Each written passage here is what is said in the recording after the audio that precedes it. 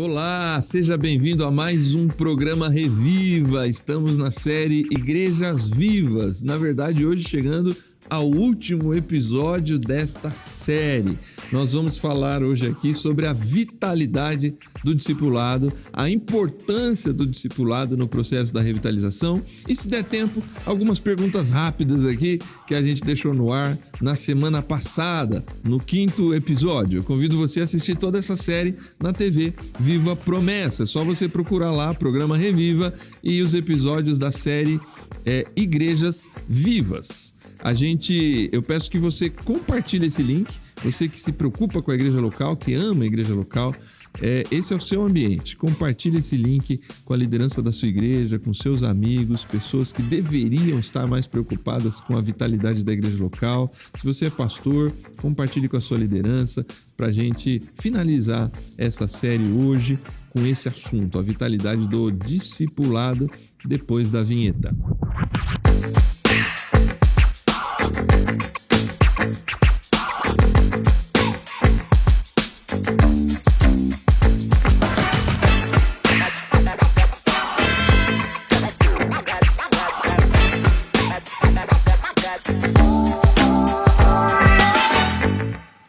Muito bem, estamos de volta para agora sim encerrarmos a série Igrejas Vivas. Vamos falar um pouco sobre a vitalidade do discipulado. A gente tem uma caminhada, vem com a gente. Se você ainda não compartilhou, compartilhe esse link aí, mande nos seus grupos para que mais pessoas tenham acesso a esse conteúdo. E hoje, pela última vez aqui, pelo menos nessa série, com a presença do pastor Carlos Borges. Carlos, obrigado mesmo da sua presença com a gente aqui. Tem sido muito relevante cada episódio. Quem sabe, a partir... o pessoal sabe, a grande maioria dos nossos programas são gravados, mas ali, quem sabe, olhando todos os comentários, a gente te chama aqui para fazer uma revisão de conteúdo. Uau. Em algum momento, aí, um 7º episódio, um pouquinho mais para frente, para fazer uma revisão de conteúdo a partir, quem sabe, da dúvida das pessoas que estão nos acompanhando ao longo de toda essa série. Por que não, né? Pois é, né? Mas brigadão, viu? Eu agradeço pelo convite. Carlos, vamos lá. Eu queria, para a gente começar essa conversa, retomar o 2º episódio. Porque na tua definição, você traz a ideia que a revitalização implica em uma igreja animada, ou para usar o termo que você usou lá no 2º episódio, reapaixonada pelo reino de Deus. Isso. E que essa comunidade compreende o seu papel, essa igreja compreende o seu papel para o bairro, para a cidade, para o entorno onde ela está, e ali ela vai anunciar o evangelho e fazer discípulos de Jesus. Isso. Eu poderia dizer então, para aproveitar o tema desse nosso último episódio, a revitalização passa impreterivelmente pela construção de discípulos, pela formação de discípulos de Jesus? Sim, de maneira objetiva, sim. E sim, por quê? Porque é muito curioso, né? E para alguns, eu acho que o que eu vou dizer aqui já já se tornou comum ouvir isso. Mas a Bíblia não fala sobre membros da igreja. A Bíblia fala sobre membros do corpo de Cristo. Certo. Mas ela não fala sobre membros da igreja local. Mas a igreja local, ela possui discípulos. Jesus não faz membros, ele faz discípulos. Em outras palavras, ele faz seguidores. Pessoas que andam após ele, são transformadas por ele e se tornam a cada dia mais parecidas com ele.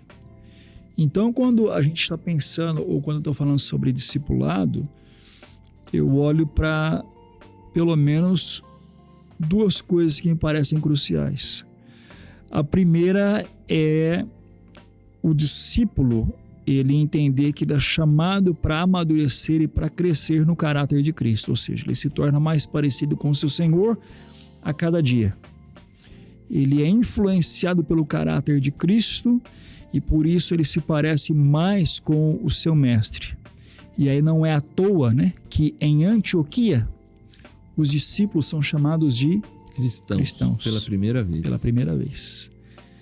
É óbvio que tem um certo tom de chacota, de zombaria, mas tem um outro lado dessa história, né? Eles realmente são parecidos com Cristo e por isso são chamados de pequenos cristos. Agora, por outro lado, o discípulo, ele não só é parecido com o seu mestre, mas ele é também alguém que está entendendo o que o seu mestre está fazendo e o que Deus está fazendo na vida da sua igreja, na história, no mundo, né? E ele está interessado, entusiasmado, apaixonado por aquilo que está sendo feito na vida da sua igreja para a glória de Deus. Então, tem essas duas situações.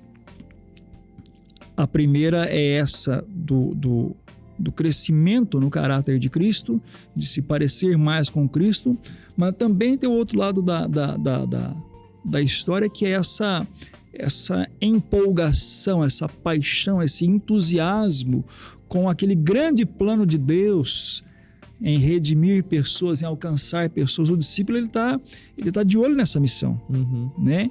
Então, o discípulo, ele não é alguém que está contente em simplesmente fazer parte da igreja, mas o discípulo é alguém que entende que ele tem um papel nessa história e ele é chamado para participar daquilo que Deus está realizando por meio da sua igreja. Bom, se eu estou entendendo a forma como você está caminhando a construção dessa definição ou dessa conceituação do discipulado, para você, a gente até conversava antes aqui, né? Porque às vezes as pessoas, você pode estar nos assistindo, faz uma confusão, né? Como se discipulado fosse uma metodologia. Então, a gente está aqui falando de discipulado, alguns lá em casa estão pensando, no trabalho, né, onde estiver assistindo, está pensando em pequeno grupo. Outras pessoas estão pensando que discipulado é a escola bíblica. Outros estão pensando que o discipulado é sair para jantar com a pessoa uma vez por semana. Enfim, eu acho que a gente acaba confundindo a necessidade clara do discipulado apontada na sua definição de revitalização, por vezes com o método.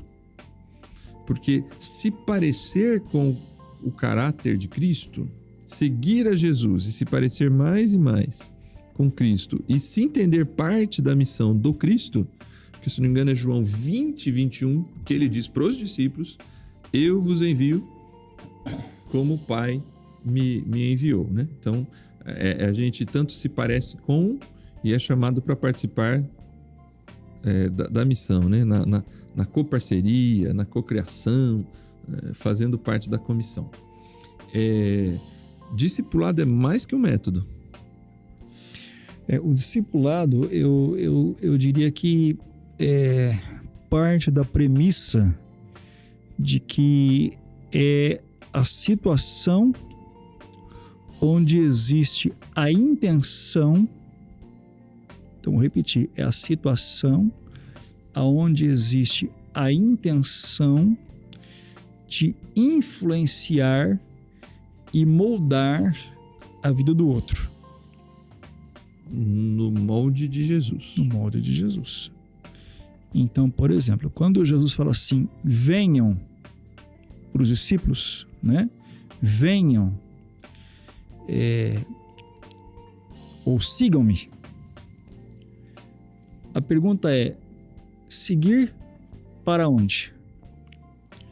É claro que, de um ponto objetivo, numa leitura teológica, eles estão seguindo o Jesus que está indo para a cruz, né? E eles estão seguindo o Jesus que está indo para a cruz, e esse Jesus está dizendo assim, se alguém quiser vir após mim, negue-se a si mesmo. Então ele está moldando o caráter deles quando eles começam a negar suas inclinações, seus desejos, para que na vida deles exista o caráter de Cristo. Esse é um lado da história. Mas tem um outro lado da história. Porque onde é que os discípulos vão quando eles começam a, no aspecto literal, seguir Jesus? eles vão andar e estar onde Jesus está. Então eles estão ouvindo o que Jesus está dizendo. Eles estão vendo o que Jesus está fazendo. E eles estão participando em alguns momentos daquilo que Jesus está realizando. E é nesse vida na vida, eu acho que essa frase até se tornou, essa expressão se tornou até um pouco comum clichê, demais, né? É meio clichê pra gente, mas é meio que isso mesmo, né? Essa coisa de estar junto para influenciar, para transformar, para impactar, né? Para fazer o outro rever conceitos, para ajudar o outro a enxergar de outra maneira. Eu não consigo dizer que existe essencialmente método, né? Não, o método é este ou é aquele, né? Mas eu também não consigo desvencilhar da ideia de é o tempo de estar junto, certo, de andar junto, de sentar para conversar junto, para ensinar o outro, né? Para ouvir o outro, para orientar, para redirecionar, para confrontar, porque é isso que os discípulos estão fazendo com Jesus, ou melhor, que Jesus está fazendo com os discípulos. Enquanto eles andam com o Senhor, eles estão vendo tudo o que Ele faz, eles estão ouvindo o que Ele diz. Jesus está ensinando, Jesus está confrontando, Jesus está perguntando, Jesus está trazendo questionamentos, Jesus está trazendo parábolas, e eles estão vendo Jesus curar. Enfim, a vida se torna mais clara a ponto deles entenderem o que é realmente se tornar mais parecidos com Jesus, né? Então, não existe propriamente um método, mas também não é um negócio assim, extremamente solto, né? Isso. Simplesmente vai andando e tudo bem, vê o que acontece. Talvez é encontrar o equilíbrio, independente do método, entre esse vida na vida do informal, porque é óbvio que vai ter ali uma construção de um relacionamento, que às vezes é uma ligação quase sem uma motivação. Talvez tenha sempre a ideia da intencionalidade, mas por vezes não. É o time do teu amigo que jogou e você ligou para parabenizar ou para tirar um sarro porque perdeu. É o aniversário do filho e aí você ligou para parabenizar a criança. Enfim, tem uma informalidade. Sim. E que nessa informalidade... tem relacionamento, tem proximidade. Porque eu tô lá no restaurante, na padaria. A forma como esse cristão, talvez geralmente um pouco mais maduro na fé, que está sendo esse discipulador desse discípulo, a forma como eu trato o garçom, a forma como eu trato o pedido errado que veio, né? Olha, eu pedi pão na chapa e você me trouxe um pão de queijo. Eu não gosto de pão de queijo. Então, assim, a forma como... essa informalidade, de alguma forma, ela está... Influenciando, mostrando como eu sou. É isso, nas mais variadas situações. Só que isso não é suficiente. Do ponto de vista, talvez aí sim... Não sei se é exatamente a palavra melhor, é escolher um método. Mas alguma linha de consciência, de progressão no ensino de Cristo, na doutrina, no estilo de vida. Sim. Isso vai precisar se aliar informalidade com formalidade. Eu acho que é um bom equilíbrio entre esses extremos todos, tá? Eu acho que existem momentos em que o discipulador ele precisa trazer palavra, precisa ser pontual no ensino, de maneira quase que formal, né? Então, vamos compartilhar sobre o texto tal. Olha, Jesus fala sobre isso nesse ponto. Mas existe um momento do restaurante. Existe um momento onde, de repente, o discipulador leva o discípulo para casa para que o discípulo veja como é que o discipulador trata a sua esposa. Como que é ser marido no caráter de Cristo? Como que é ser pai no caráter de Cristo? Ou como que é ser mãe, no caso das mulheres, né?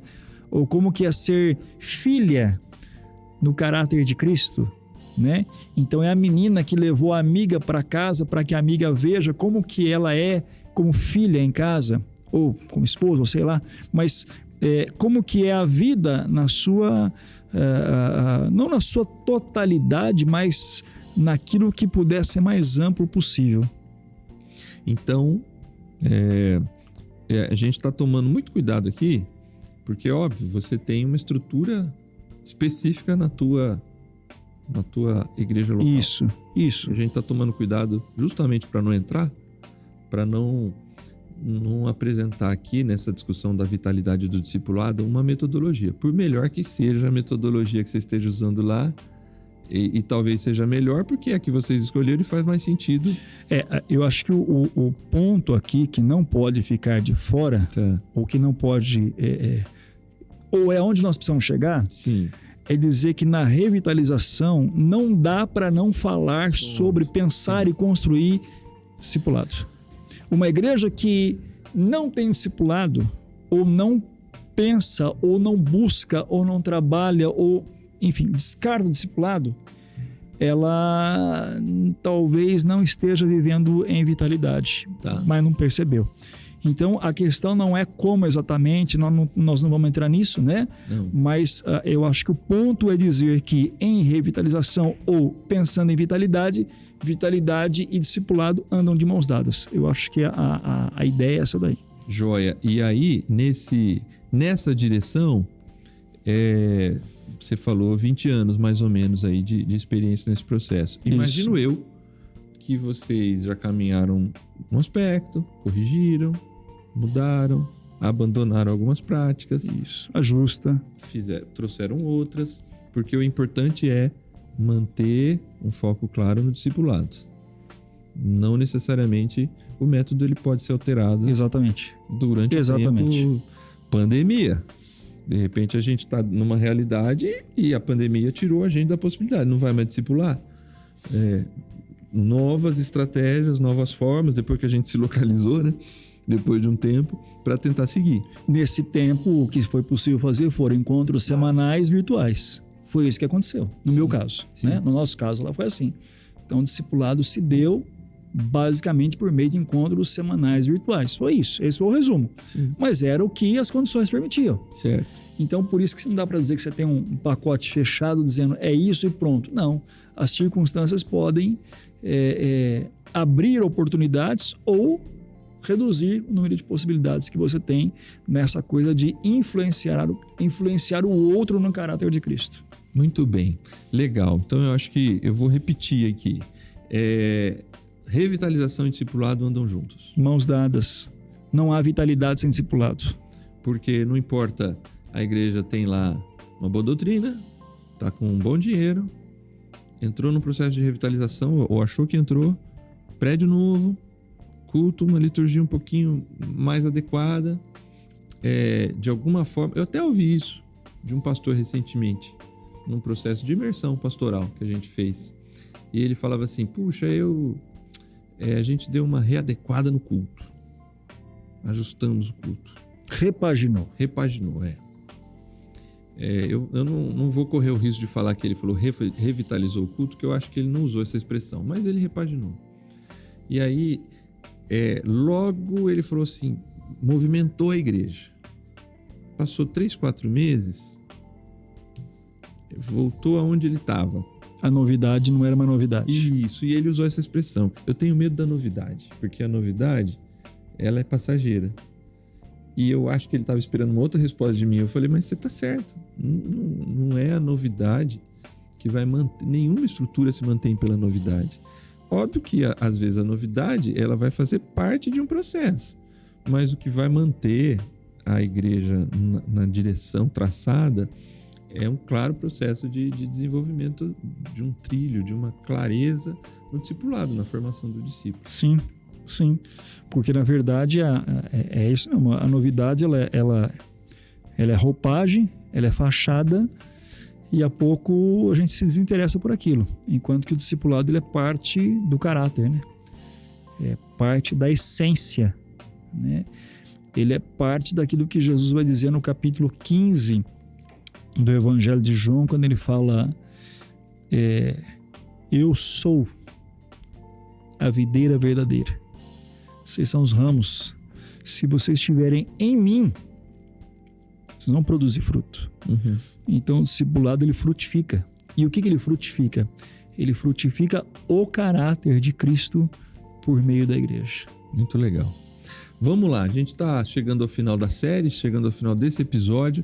Eu queria aqui trazer algumas perguntas para a gente encerrar esse nosso papo aqui. Vamos lá. A primeira delas, na linha do discipulado, nessa linha da compreensão do processo da vitalidade da igreja, você pode testemunhar no teu ministério, a partir dessa realidade que você está vivendo, que em algum momento, depois de implantado, com erros e acertos, houve e está havendo crescimento qualitativo e quantitativo? É uma realidade que você pode testemunhar? Houve e está havendo. Então, respondendo objetivamente.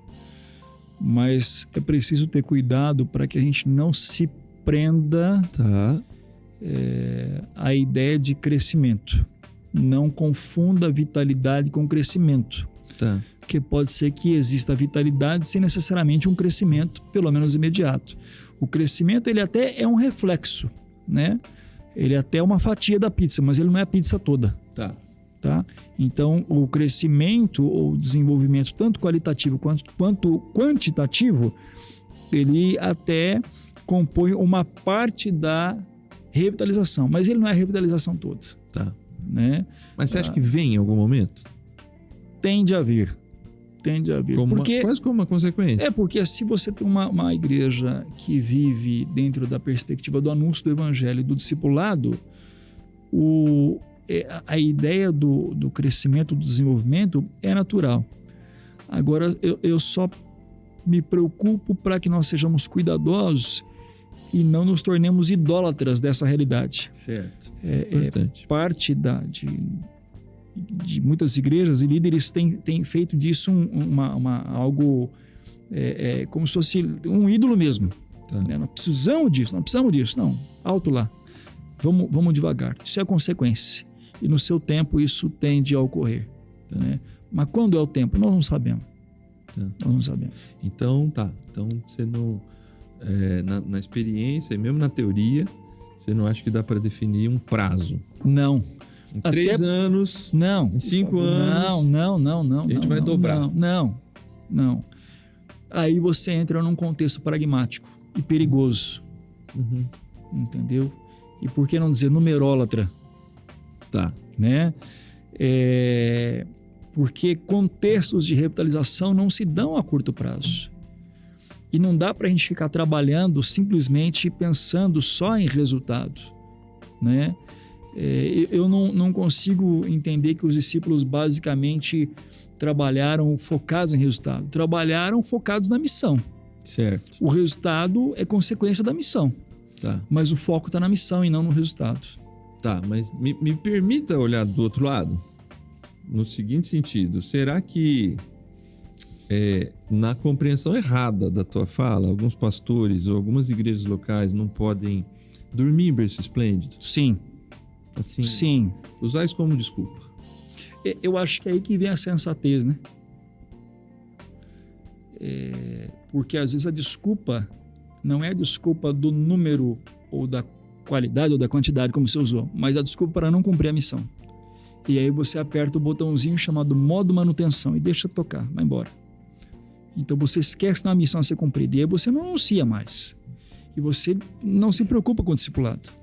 Você fica no botãozinho modo manutenção e deixa a aeronave da igreja ir embora para ver onde é que chega. Tá. Né? E aí tá tudo bem.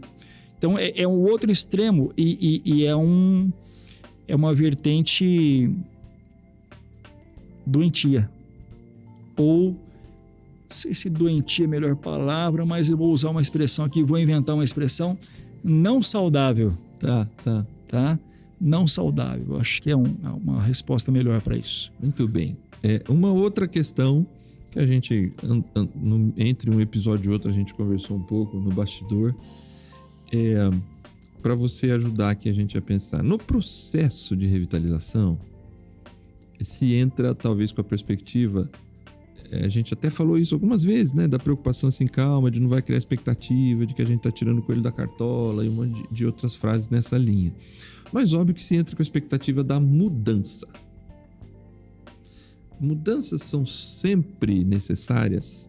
A mudança é o motivador da revitalização? Não é. E muita gente atrela a revitalização a processo de mudanças. Em alguns casos, mudanças são necessárias. Em outros, não. Tá. Né?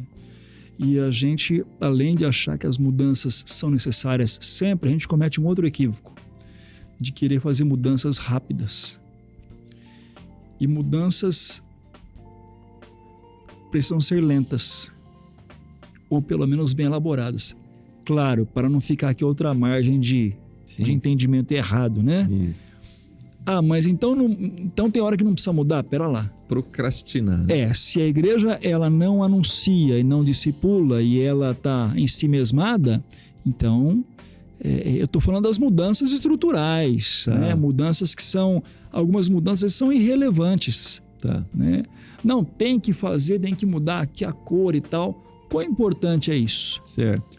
Quão importante é você fazer coisas que são mais estéticas do que essenciais? Secundárias.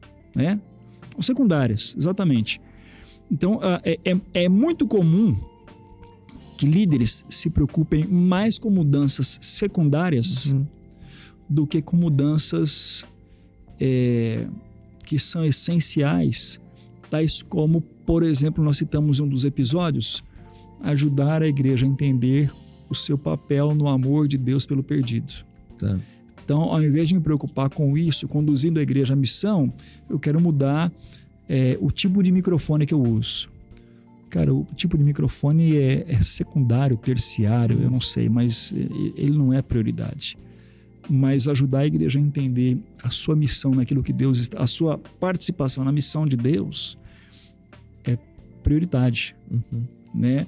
Ajudar a igreja a entender a importância do discipulado como elemento de vitalidade é fundamental. Ajudar a igreja a encontrar uma visão e o chamado de Deus para onde ela está é essencial. Tá. Agora, existem coisas que são secundárias e nós precisamos tomar cuidado para não inverter esses dois aspectos aí. Mas você usou um termo que a mudança, ela na revitalização, principalmente na revitalização, ela não precisa ser imediatista, rápida, mas você usou um outro termo, bem elaborada.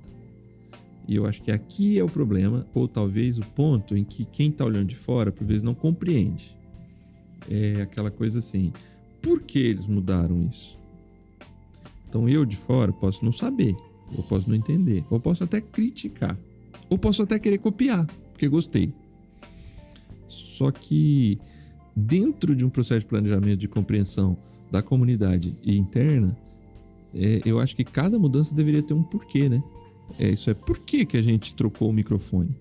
Se for o caso, né? Se for o caso. Isso. Por que eu joguei um cheirinho no meu banheiro? No banheiro masculino e feminino, que toda hora dá um tss, cada 30 segundos dá um tss. Por que tem isso? É só frescura?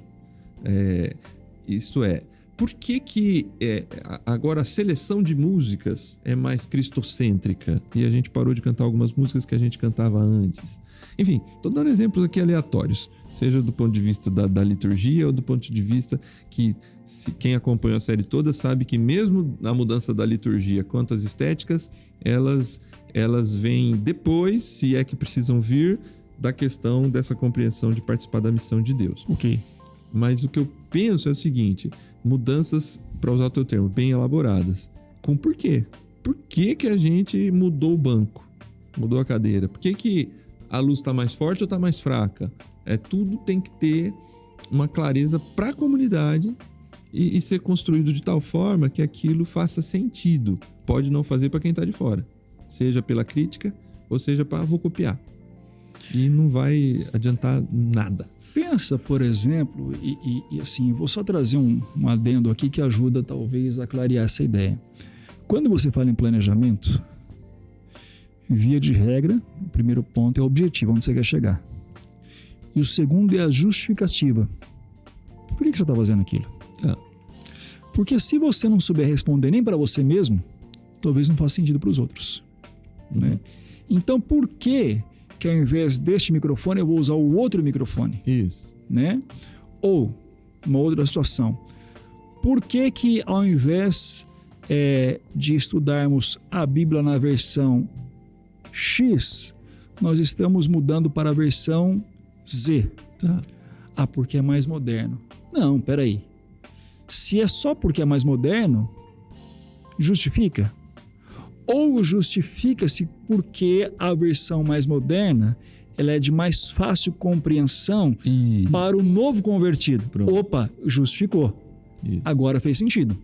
Então, aí são os porquês, né? O problema é que às vezes nós não temos porquê nem para nós. Isso. E quando não tem o porquê para mim, não tem o porquê para o outro.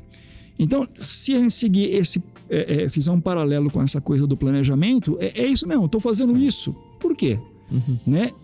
Quero fazer isso. Justificativa por causa disso. Justifica? Justifica. Então, agora, próximo passo. Para dar um outro exemplo aqui que me veio à mente, que eu acho que é muito simples também, eu não sei o quanto isso era uma realidade, ou é uma realidade no teu universo eclesiástico, né? Dentro do presbiterianismo, mas é assim, era muito comum, ou ainda é em alguns dos nossos ambientes, apresentar a visita. A pessoa, o convidado, a pessoa que vai a primeira vez. Estamos aqui com fulano de tal, Beltrano de tal, com sua esposa, seus filhos. Fiquem em pé para que todos possam conhecê-lo. Minha visão, assim, eu acho que a igreja A, B, a C e a D precisa decidir como é que vai recepcionar e cada um pode tomar decisões diferentes. Mas numa visão talvez genérica, eu penso assim, em contextos altamente urbanos, secularizados, de gente que tem uma vida corrida, trabalha em grandes cidades, esses ambientes públicos, no caso uma igreja, ele prefere a preservação do seu anonimato. Talvez num ambiente mais rural, numa cidade pequena, em que é muito comum que todo mundo se conheça, talvez ele vá se sentir desprezado se ele não for. Olha, hoje o João e a Maria estão aqui com a gente. João e Maria, por favor, fique em pé. Quem está do lado, cumprimente. Enfim, decidir não apresentar nenhuma visita pelo nome e falar, você que está aqui com a gente pela primeira vez, seja muito bem-vindo. Ou decidir falar, o João e a Maria estão aqui com a gente, fique em pé para todo mundo te ver. É uma decisão estratégica que envolve um porquê. Eu não apresento porque dentro dessa comunidade a preservação do anonimato é importante. Isso não quer dizer que a minha recepção, a minha estrutura de integração não está atento quem é aquela pessoa e que no momento certo ela vai começar a se integrar na família e sair do anonimato para querer fazer parte da família. Faz sentido? Eu faria duas perguntas dentro desse exemplo. O primeiro olhando para o molde antigo, né, dessa coisa de apresentar e tal, é exatamente a pergunta: por que a gente faz isso dessa maneira? Tá. E aí uma segunda pergunta: será que esta é a forma mediante a qual esta pessoa deseja se fazer conhecida? Aliás, isso talvez nos deva levar a uma terceira pergunta. Será que ela quer ser conhecida aqui? Sim. Então são os porquês. E aí você fazendo as perguntas vão ajudar você a pensar melhor no que você está fazendo. Isso. Então qualquer mudança ou não mudar significa pensar seriamente nos porquês. Está fazendo ou não está fazendo. Exatamente. E sempre lembrando que todas elas só fazem sentido ou só farão algum sentido se realmente o propósito principal da revitalização estiver acontecendo aqui. Exatamente. Que é essa clareza da igreja, da participação da missão, de anunciar o evangelho e fazer discípulos de Jesus. Porque senão você começa a colocar peso na estrutura, você começa a inventar coisa que não serve para nada. Ok. Você começa a criar circunstâncias e situações que são fatores complicadores. Você começa, em vez de simplificar, você começa a complicar. Muito bem. Tem igreja não revitalizável? Tem. Infelizmente tem. Não é à toa que algumas igrejas morrem antes do ciclo fechar. Igreja que não... Como diz o velho ditado, pior doente ou pior cego é o que não quer ver. Tá. Existem igrejas adoecidas ou cegas em rota de morte que não admitem ou que não são capazes de enxergar a sua realidade. E às vezes elas não são revitalizáveis. Elas não querem. Elas não querem. Então é como um indivíduo que está doente, mas não quer passar por um processo de tratamento. Tá. Você pode trazer o melhor médico do mundo, ele não quer. Então você não vai amarrar ele e colocar ele na mesa de cirurgia ou num tratamento A, B ou C para que ele faça. Ele quer ser assim. Existem igrejas que perdem a visão do reino de Deus, perdem o entusiasmo, nem percebem às vezes que estão assim, e não há quem as convença de que é necessário fazer um caminho de volta, né? Aí, aliás, eu estou me perguntando aqui, será que Laodiceia mudou seu rumo? Pois é. Porque ela diz o seguinte: não precisa de não nada. precisa de nada. Então tem hora que você não faz a curva. Muito bem, pra gente não terminar triste. Pra gente não terminar triste, eu queria te... Mas foi a pergunta, né, que Foi sim a pergunta. Eu deveria ter feito essa pergunta lá no começo. Mas eu queria que você deixasse uma mensagem, uma rápida, pra gente encerrar e de novo pela última vez aqui te agradecendo. Para quem tá assim, puxa, eu preciso, nossa igreja precisava entender isso. Eu queria que você deixasse uma palavra de incentivo aí para pastores e líderes para encarar o processo de revitalização. Eu diria que muita gente está esperando resolver o seu problema ou a sua crise, seu desafio como igreja, num período curto e de forma prática. E agora eu vou voltar outra vez no filme que eu citei no último episódio, lá do tal do Resgate dos 13. Porque esse filme eu comecei a utilizá-lo em mentoria sobre revitalização, dizendo para o pessoal o seguinte: quando o pessoal entra para fazer o resgate, o primeiro grupo que entra é um grupo da marinha tailandesa, os caras especializados, são os SEALs e tal. Cara, e eles se arrebentam todinho. Uhum. E eles trazem uns caras para fazer o resgate. Tem pelo menos, eu acho que 1 ou 2 caras que são ingleses, tem um cara que é australiano, enfim, que são mergulhadores de caverna. E quando eles chegam, ninguém bota fé nos caras que são os caras mais velhos e tal. E aí eles entram e eles começam a mostrar que existe uma maneira mais adequada para fazer aquilo. Então, o mergulhador de caverna, ele não entra com força e empenho e sai arrebentando tudo. Ele mergulha de capacete, com lanterna extra. Os tanques vão soltos, não vão presos nas costas do tanque de oxigênio. Tem todo um jeitão de lidar com aquilo. E tem um elemento que é essencial. Na verdade, 2 elementos. Não pode haver pânico e não pode haver pressa. Em bom resumo, paciência. São caras assim calmos, que vão, voltam, no meio do caminho o cara diz assim: cara, hoje não dá para chegar, amanhã a gente vai outra vez. E a revitalização, ela implica em paciência, calma, perseverança. O maior interessado nesse processo não somos nós. O maior interessado na vitalidade da igreja é o próprio Cristo. Então nós precisamos estar à mercê dele, confiantes dele e totalmente pacientes. Eu acho que essa é uma boa receita para quem está pensando em revitalização e está percebendo que às vezes está dando cabeçada e a coisa não vai para frente. Paciência e calma. Aliás, esse é o último capítulo do livro. Vai devagar. Vai devagar. Vai devagar. É o segredo do maratonista. Vai devagar, não acelera. Cuidado com os coelhos que só querem te cansar. Vai devagar para você chegar ao final da maratona. Muito legal, muito bom. Obrigado, Carlos. A gente está encerrando aqui essa série. Muito bom ter você com a gente até o final. assista toda a série aí se você perdeu algum episódio. Logo, logo o programa Reviva volta com uma nova série e a gente vai continuar junto aqui nesse espaço, discutindo a igreja, conversando e refletindo sobre a igreja de Cristo Jesus. Valeu pela tua presença. Carlos, não é comum, a gente nem fez isso em nenhum dos episódios, mas encerrando essa série, por favor, eu queria pedir que você orasse pela gente, orasse por líderes, pastores e igrejas que estão acompanhando a gente nessa série, tanto agradecendo o período que a gente passou junto, mas pedindo aí essa presença do Espírito para que a gente possa caminhar nesse cumprimento do nosso chamado. Vamos fazer isso. Deus, nós agradecemos o Senhor por esse tempo, Pai amado, um tempo que a gente entende ter sido precioso ao longo desses episódios. O desafio de lidar com a revitalização é grande, Senhor, e nós somos cientes disso.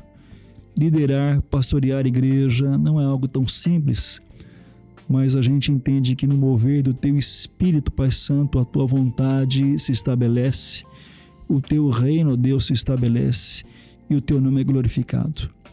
Abençoa os nossos irmãos que caminharam conosco até aqui, abençoa as Tuas igrejas, ó Deus, de maneira que o Teu nome seja adorado e bendito e o Teu reino anunciado.